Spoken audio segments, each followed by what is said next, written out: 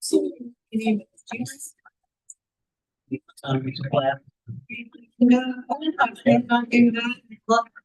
Cover crop.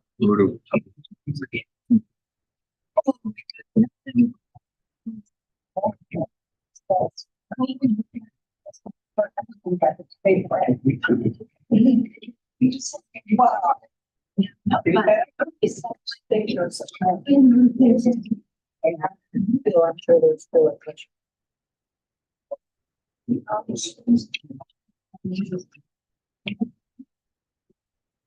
So.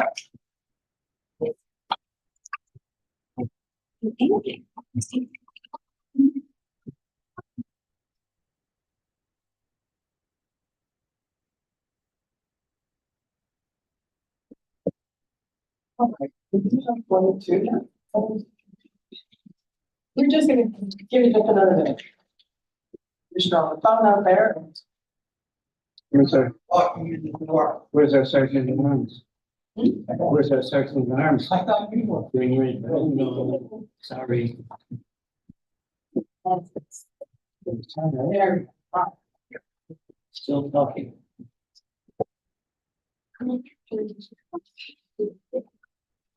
All right, good evening, everybody. Thank you. Good evening, everybody. Welcome to the Sonoma County Library Commission. It's Wednesday, April 10th. I am going to call the meeting to order. Mr. Cahill. Here. Mr. Elkin is absent tonight. Mr. Ingvar. Here. Mr. Goldberg. Here. Mr. Green. Here. Mr. Hauser. Here. Mr. Heavenman. Here. Mr. Lagos. Here. Mr. McKenzie. Here. Mr. McMillan. Here. Great. Thank you. Are there any announcements? I'm sitting down here because I wanted to see everybody's face as you speak, and this is, anyway, so thank you for being flexible here. Like a worse place. You don't want to see me. You see everybody better when you're there. No, Barbara, she's sick. Barbara. because you're You've been here. facing the podium. So whoever is saying something at the podium, you talk to them. We all talk to them. So we'll see how this goes. Who knows? We can shuffle people around as we like. Are there any comments there? There are no public comments submitted, and if there are no public attendance at this time. Thank you, Angie. Okay. Action items by resolution. Item 4.1, this National Library Week. Congratulations and thank you to the staff. It's National Library Workers Day, and they're amazing. We're so grateful to have you all. Commissioner Cahill will read the resolution. Yes, National Library Week, National Library Workers Day. Microphone. Thank you. Whereas Sonoma County Library offers an opportunity to connect others, develop new skills, and pursue your passions, whoever you are, wherever you are. And whereas Sonoma County Library is a trusted institution striving to ensure equitable access to information and services for all members of the community, regardless of race, ethnicity, creed, ability, sexual orientation, gender identity, or socioeconomic status. And whereas Sonoma County Library adapts to community needs, offering collections, programs, and services that are as diverse as the people it serves. And whereas libraries represent a microcosm of society, and library workers play an important and unique role in the communities that they serve by providing an inclusive environment where all are treated with respect and dignity. And whereas Sonoma County Library promotes a sense of local connection, advancing understanding, civic engagement, and shared community goals. And whereas Sonoma County Library plays a pivotal role in economic development by providing resources and support for job seekers and small businesses. And whereas Sonoma County Library preserves our collective heritage and knowledge, safeguarding both physical and digital resources for present and future generations. And whereas Sonoma County Library workers and supporters join library advocates across the nation to celebrate National Library Week and National Library Workers Day. Therefore, be it resolved that the Sonoma County Library Commission celebrates National Library Week from April 7th through 13th, 2024, and National Library Workers' Day is April 9th, 2024. The library encourages all to take advantage of the rich variety of library resources available and to thank library workers for their exceptional contributions to our lives. I can take that as a motion, Commissioner Yeah. Cahill. Yeah. Do I have a second? Second. Commissioner Cahill is a yes. Commissioner Elkind is absent. Commissioner Ingber. Yes. Commissioner Colbert. Yes. Commissioner Reed. Yes. Commissioner Heather. Yes. Commissioner Henry. Yes. Commissioner Lagos. Yes. Commissioner McKenzie. Yes. Commissioner McMillan. Yes. Wonderful. Thank you. And now we're moving to presentation, adult services.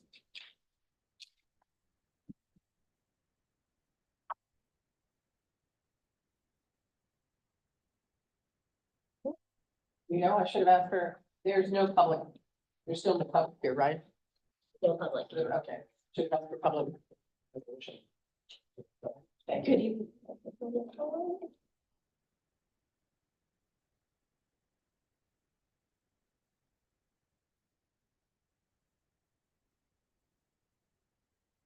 Good evening, Chair Doyle, Commissioners. My name is Alita Dimas, Adult Services Administrator. Thank you for having me here today. It is my pleasure to share with you the expansion of adult services that has been possible thanks to the library sales tax. Adult services encompasses several life phases, from recent high school graduates to career changers, parents, and seniors. Adults come to our libraries seeking career and educational resources, personal growth, entertainment, and connection. In adult services, our number one resource are the frontline staff who serve adults in our branches, community libraries, special collections, literacy, and via outreach. Prior to Measure Y, staff were spread so thin that for most adult services librarians, this was a second hat that they wore, on top of also being a teen services librarian or a branch manager. Thanks to the library sales tax, we now have dedicated adult services librarians across the system who cultivate the skills to meet the unique information needs of adults from many different walks of life. For many adults, particularly younger adults and people who work full-time, our e-resources are an easy way. Our e-resources are an easy way to connect with the library without having to fit a visit to our actual physical buildings into their busy lifestyles. On the other hand, in a world where we often find our next book, our next movie, our next song via an algorithm, our reference staff provide adult customers with personalized service and a human connection. This is particularly important for seniors who experience elevated levels of isolation and resulting mental health effects during the pandemic. For some of our patrons, a library staff member may be the only person they speak to in a day, or the library may be the only place they visit where they don't need to buy anything to be treated with dignity.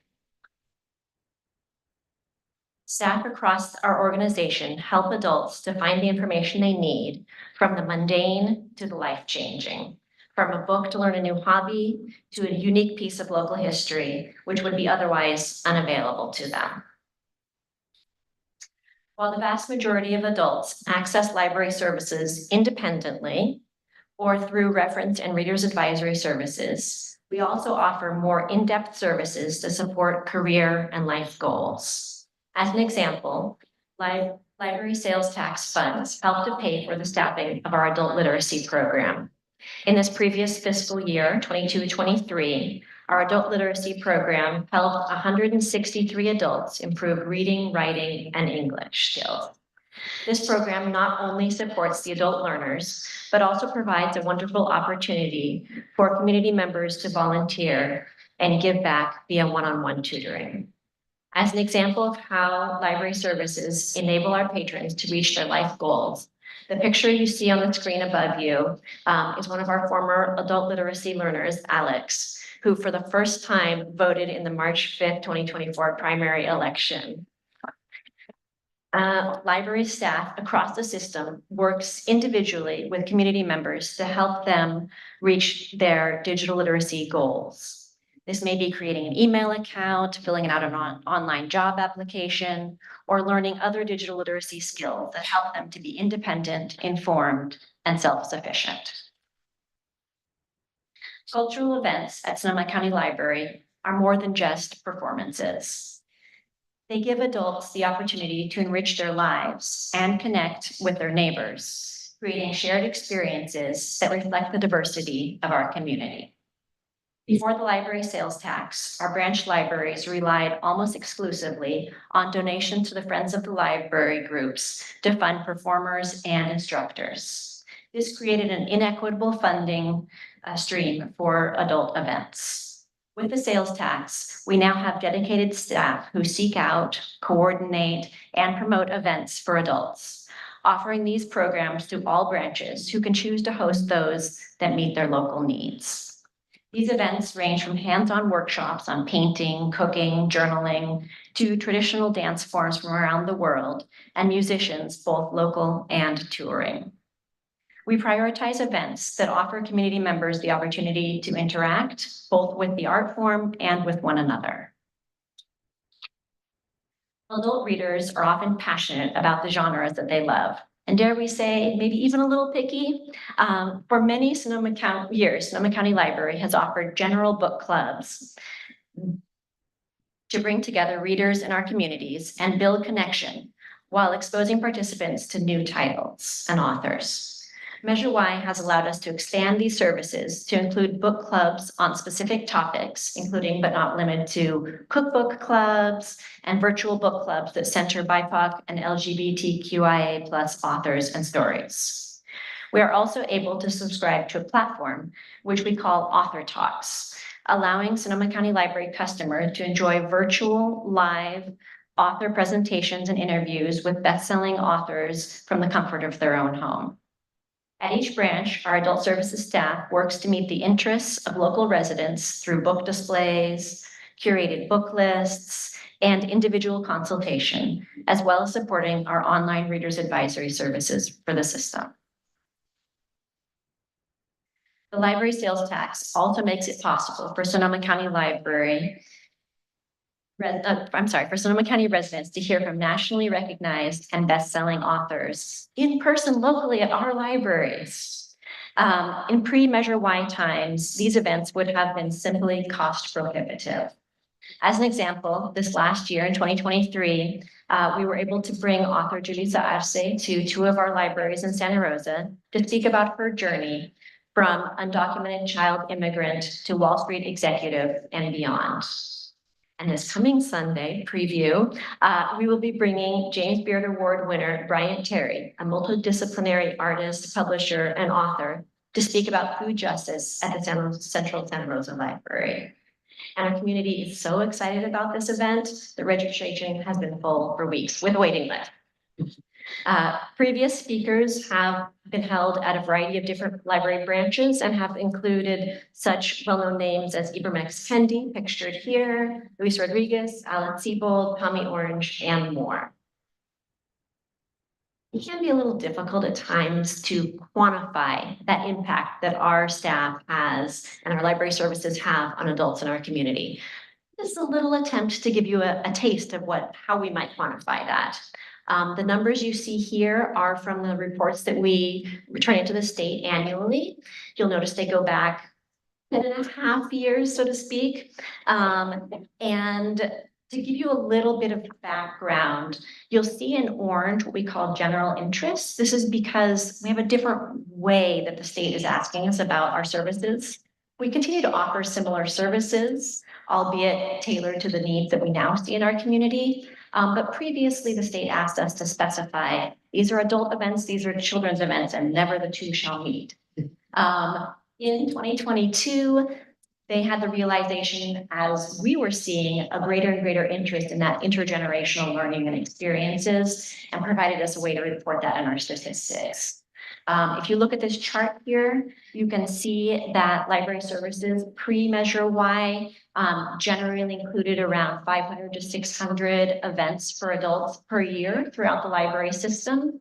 And that in the years following Measure Y, we made a steep and sustained increase in the number of events that we offered, reaching about 2,400 per year.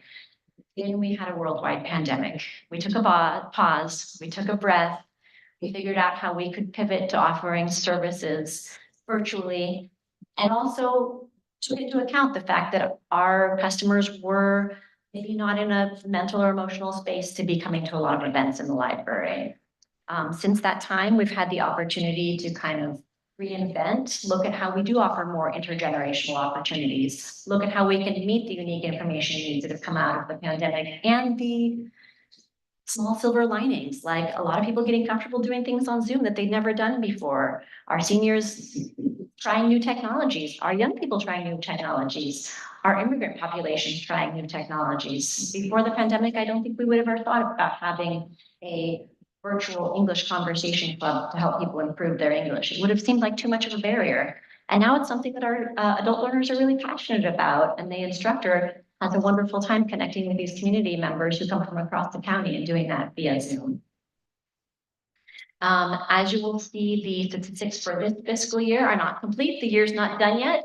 Those numbers were from about mid-March. If you see that little dot on the top right-hand corner there, we are projected to meet, if not exceed, by the end of this fiscal year, adult and all ages services as compared to pre-pandemic levels. And we hope that and plan to do that in a way that meets the needs of our community as those needs have changed post-pandemic. Since the passage of Measure Y, we've found new ways to connect with our community.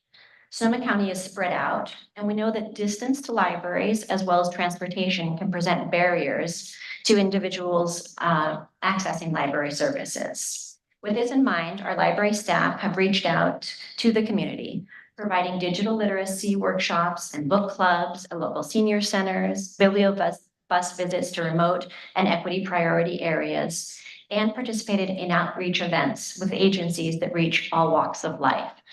We've seen more than ever the need to collaborate and rather than duplicating services, find those strengths when we work with our community partners. As an example, just recently, given our participation in the JobLink Steering Committee, we've had the opportunity for our branch staff to participate in 2 outreach fairs. One was a resource fair for farm workers that was held in Windsor, but drew from people from across the county. And another was a resource and job fair for individuals experiencing homelessness, was held at the Veterans Building in Santa Rosa.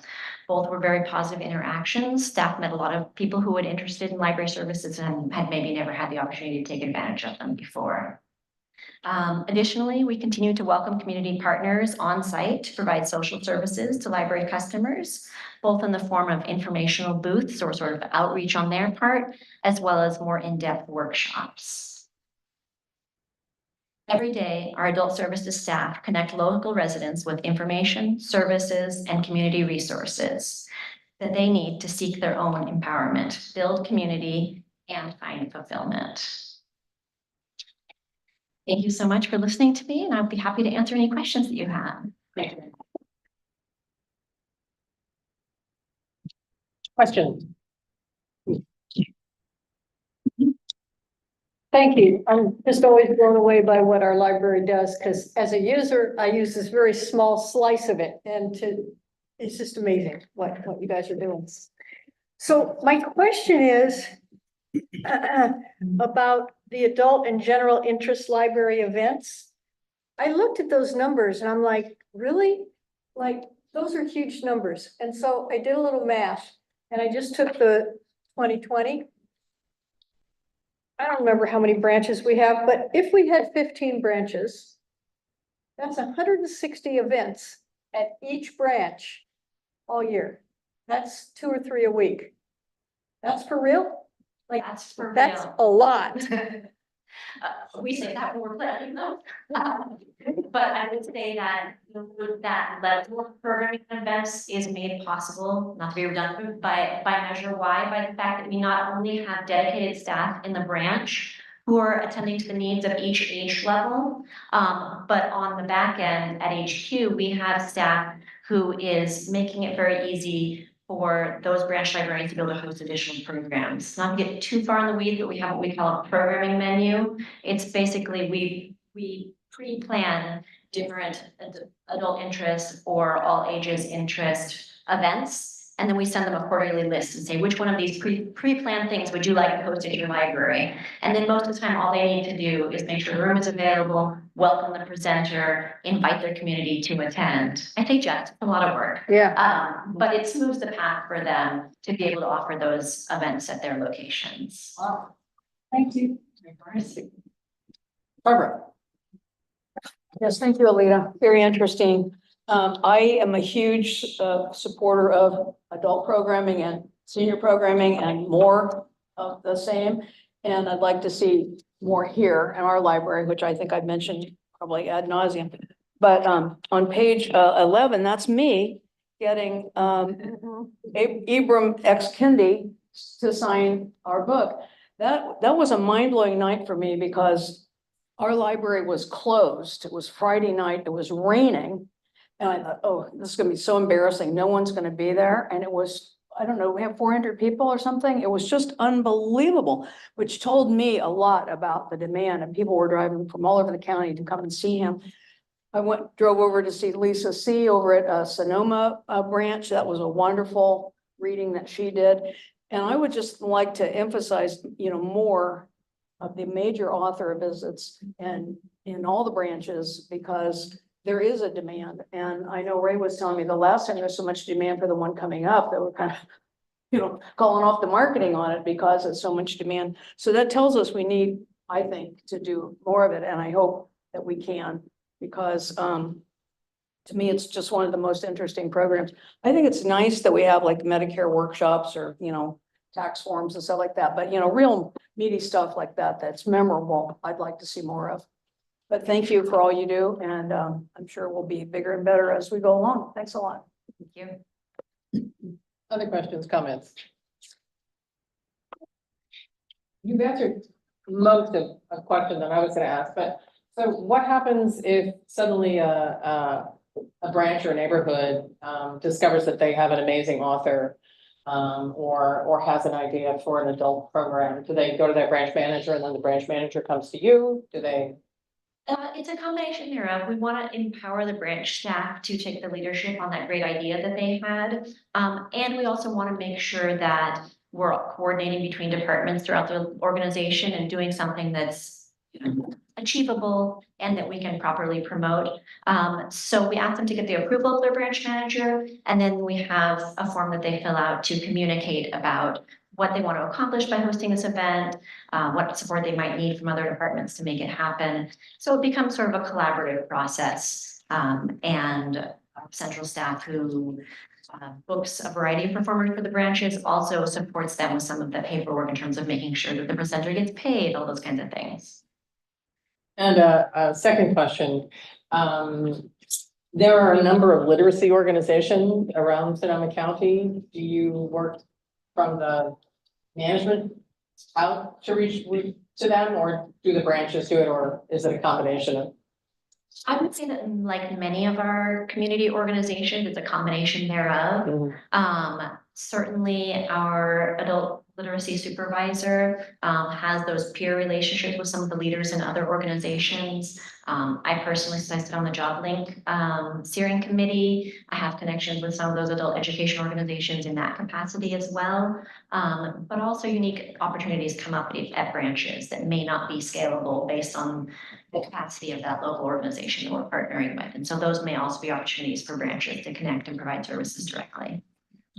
And I'm sure you've talked to Commissioner Heavenridge, since he's an expert in literacy.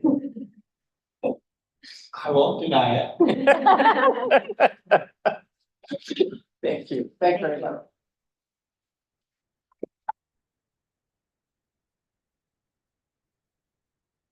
Any public comments? Do we have No public? At this time, All right. other than library council, no public participants. I'll keep asking. I never know. Good evening. Before I get started on my library director's report, I would like to introduce our new Teen Services Administrator, Lara Maelian. Lara, would you please join us?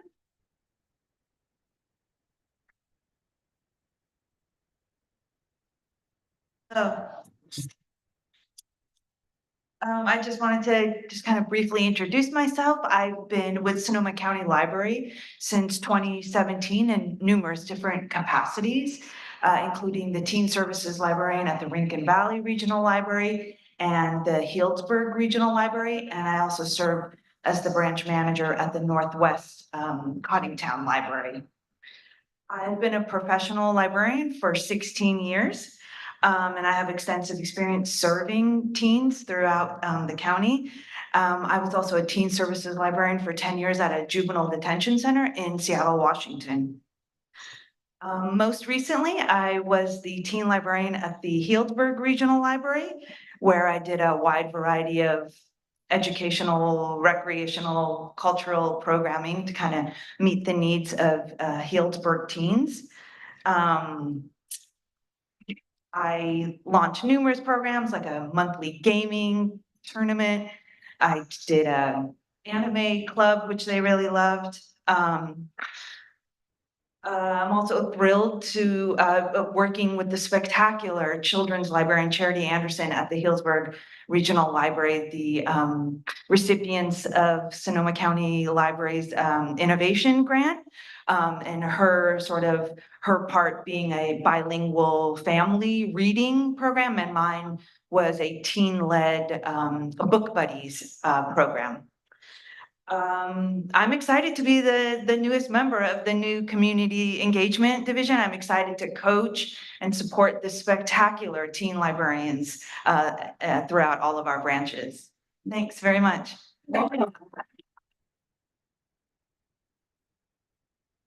And Lara also will oversee the librarian at Juvenile Hall. And so her experience working in that field will help serve her there. So, for my report, there's a couple things I want to highlight. The first is I really can't thank Craig Palmer and Suzanne Extel enough for their work in February. We had 3 events that they worked on, not just the wine leaders, the Black Wine Leaders event, which was a lot of work, but also we had our party at former Assembly Member Bosco's house, as well as the David Sabsay breakfast, which, Tom was very gracious enough to help out with. So it was a very busy month for Craig and Suzanne. And I know that they were probably exhausted at the end of that. So if you would all please just give them a applause. What you got? So, and I do want to say that our winemakers event was hugely successful, and we really worked very hard with multiple organizations to make that happen. And in May, we're actually going to have our first meeting of the principals at Beltane Ranch to talk about planning next year's event. City manager from Santa Rosa, Marikesha Smith, is going to be involved. Angela McCrae from the Association of African American Vintners is going to be involved. Of course, Dennis McCarter, who keeps winning more awards on his wines.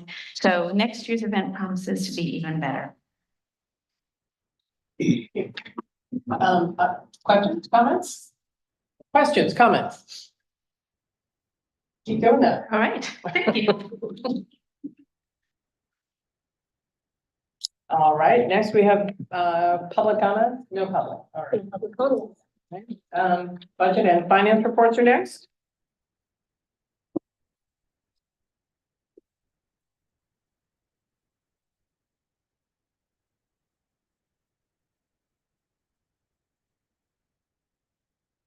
Good evening. Today I have the monthly financial report for February, for the month ending February 29, 2024. And February marks 8 months into the fiscal year, which is 67% of the fiscal year. We use this as a benchmark to look at where we are with revenues and expenditures. Normally, we present this report to the Finance Committee. However, the Finance Committee did not meet in March. It is a very busy month preparing for the budget workshop that took place on March 27th. And so the committee did not meet, but this report was shared with them in advance. For February, the total revenues combined were $24,152,507, which is 55.5% of the total budgeted revenues. This is in line with our revenue cycle, given that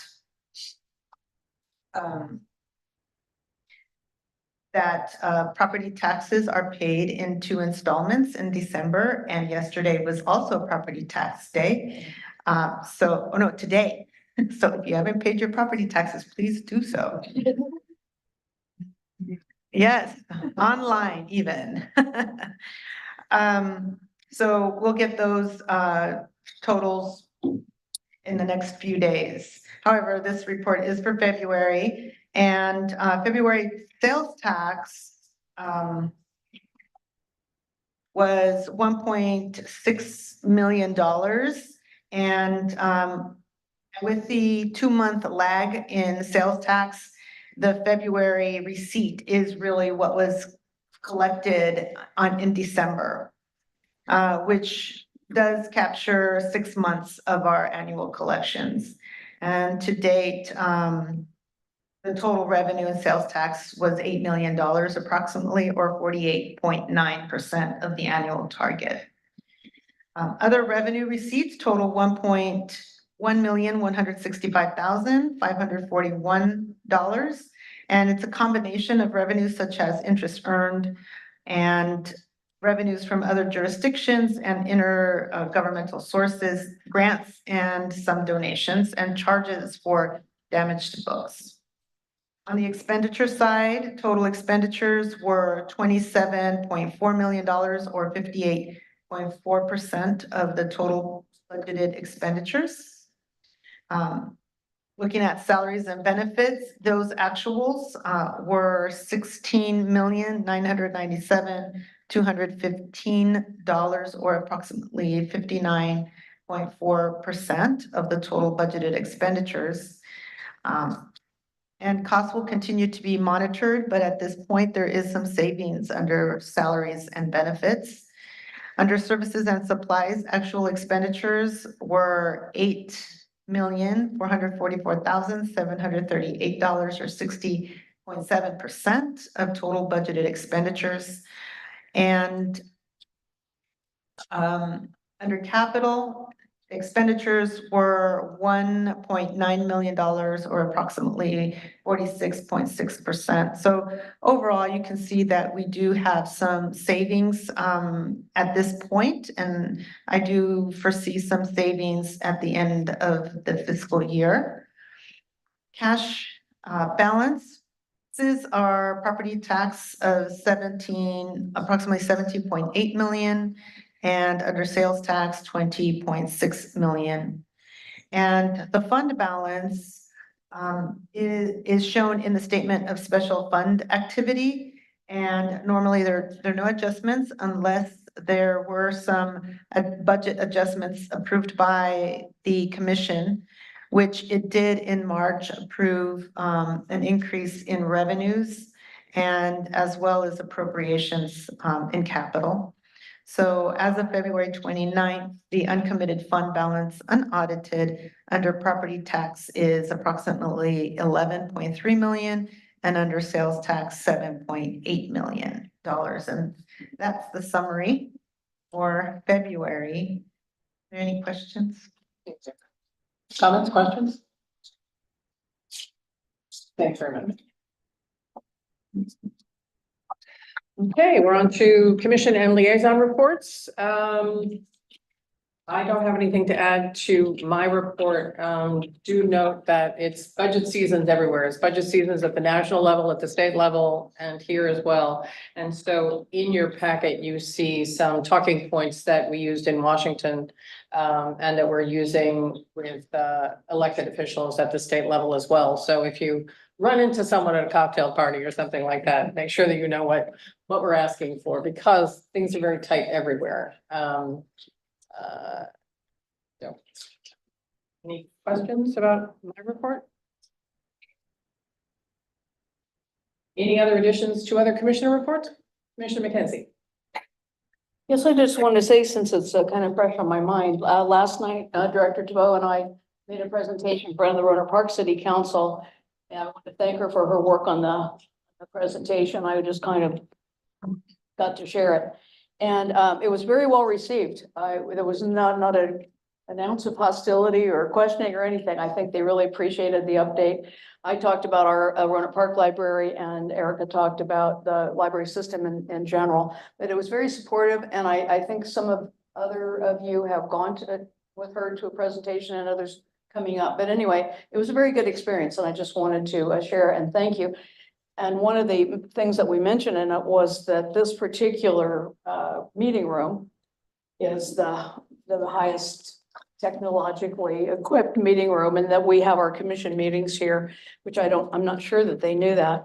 And I had absolutely nothing to do with the fact the commission meets here, believe it or not. I had nothing to do with it, but I want to say that's really easy for me, and I realized the effort that it takes everyone from all around the county to get down here, and Brooke's nodding her head, and as she should. So anyway, it's something that, I appreciate being able to meet here, and I glad that, we have the technology to allow it to happen.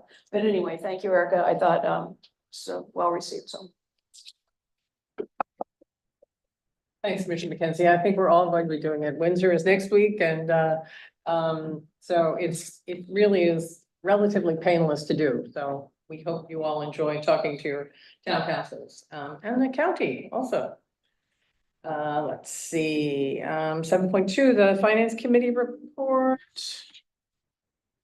He's not here. We'll move into the Foundation Liaison report. Commissioner Hauser, anything to add?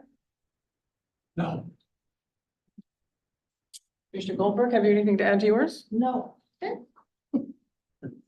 I don't see anybody from our labs or the foundation or the Friends of the Library.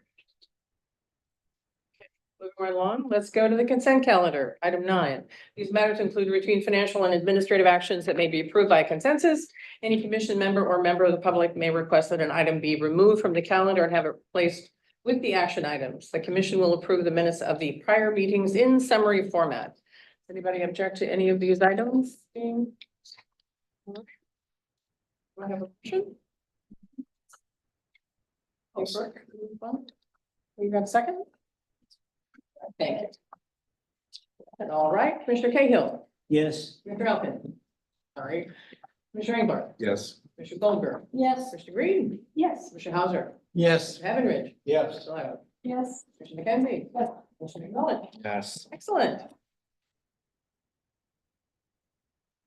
And now we are down to the action items. 10.1 is the appointment of an ad hoc committee for a JPA review. And so you will find that on page 113. You looking at that?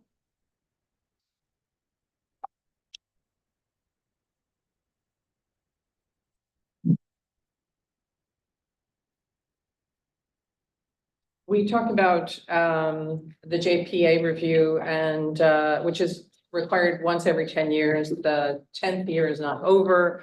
So we talked a little bit about that, and I think may I have a motion? Is anybody interested in making this motion? I'll move Commissioner it. Cahill. Want me to read it? Do I have a second? Second. Chair Darrell, may I confirm who seconded? Commissioner Goldberg. Thank you. Any discussion? Any comments? Commissioner McKenzie. Well, I'm obviously really glad to see this, on our agenda and adopted. Is this all we're gonna do tonight? Just I'm sorry? Is this all we're going to do tonight is just, Yes, create the commission? the commission needs to approve the creation of a committee. Okay. And what's next? We will, whoever is chair will appoint the committee members after the election. Okay. All right. It wasn't clear to me that that was what was gonna happen. So it does exist after tonight, and it will be, the new chair will appoint who's on it Correct. after November. Okay, thank you. Any other comments, questions? Chair Brown, just confirming, no public participation. Okay.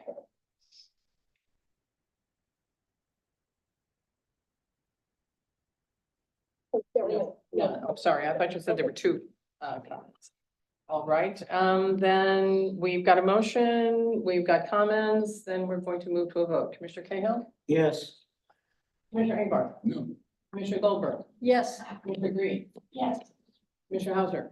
Yes. Commissioner Heavenridge? Yes. Commissioner Lago? Yes. Commissioner McKenzie? Yes. Commissioner McMillan? Yes. I will say yes also. Okay, so we have 9, 1, and an absence. Okay, thank you all very much. And golly. Is this the shortest Golly. meeting in history? Recommended agenda items for future meetings. See none. I'm going to, our next meeting is May 1st. Right here at 6 p.m. and, yeah, sure. So with that, you different action items just went under consent calendar instead of being action items, even though they're written as action items, is that what happened? Either No, we just voted for it. we voted for all of them, like appointing the new lab people. Yes. and all that. Yeah. All that's on the consent calendar. Yeah. Whew. And does anybody want to move to adjourn? I'll move to adjourn. Second. All right, we're adjourned. Yes. I was on the road to get here. Tell you all that the, Wait, don't move. I will tell you all that the May Commission agenda is jam-packed. So the May Commission agenda is jam-packed. So, you know. I think, yeah. That's right. So go out to dinner, enjoy yourselves tonight.